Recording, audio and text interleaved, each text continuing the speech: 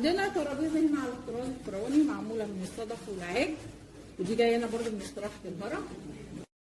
معنى ان هم كان عندهم حاجه اسمها جنه وحاجه اسمها نار، حاجه اسمها خير وحاجه اسمها شر، وكانوا بيخافوا طبعا ان هم يعملوا حاجات مش كويسه علشان او ما ياكلهمش الوحش. ها؟ يعني برضه عندهم فكر ان الحياه وبعدين بيسموها الحياه الابديه. حاجات مقتنيات على الطراز الفرعوني من مجموعه توت عنخ امون. احنا كان الفراعنه زمان كانوا بيهتموا بالعطور جدا. فالصناديق دي كانوا بيحتفظوا العطور بيحفظوها في الصناديق دي. والكراسي الصغيره دي كانوا بياخدوها في الصيد لانها خفيفه ان هي تشيل وايه وفي منها بيتفرد وبيتبنى.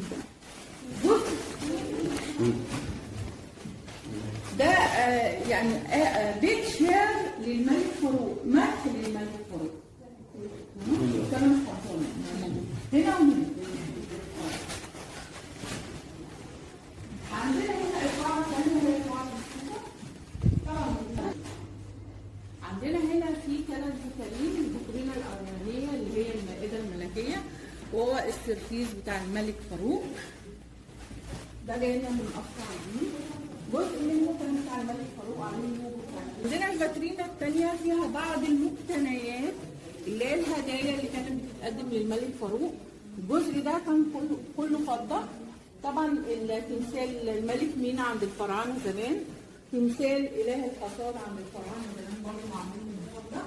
عندنا علبه السيجار دي معموله من الفضه، عليها التاج الملكي وعليها العلم بتاع المملكه. طبعا احنا عارفين العلم بتاع المملكه كان مختلف عن العلم بتاع الجمهوريه. اللي هو كان ايه بقى؟ اللي هو كان خلفيته اخضر، كان فيه هلال وثلاث نجوم.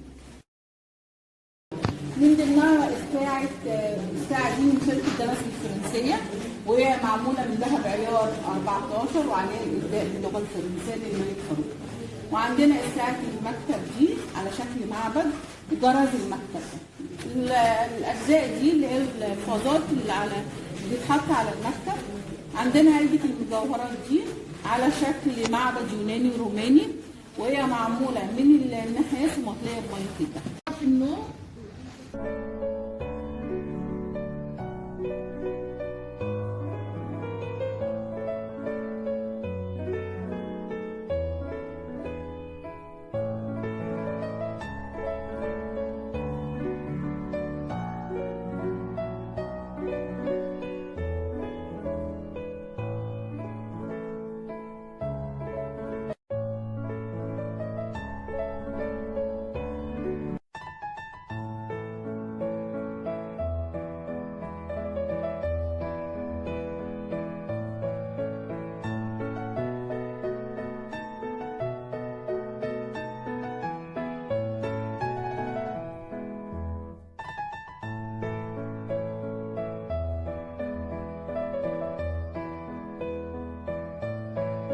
الطريق البري ما كانش ممهد ان هو يجي من هنا، فهو كان بيجي عن طريق هنا. ها لو حابين تبصوا على الفرندا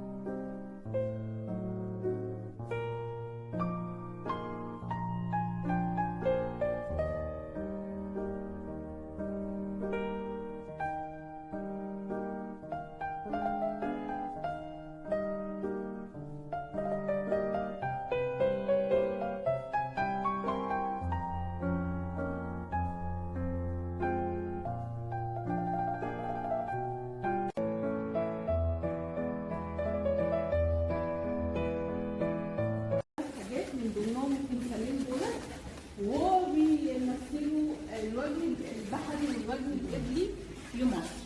وهو الفنان اسمه خالص كوبريت، فنان فرنسي وشارك في بعض الاعمال اللي كانت موجوده ايام البحري. ودي الوجه القبلي، هم بنفس الشكل برضه. الجد الاكبر اللي هو مين؟ محمد علي باشا. الصوره الثالثه للملك فاروق بالزي الرسمي يعني.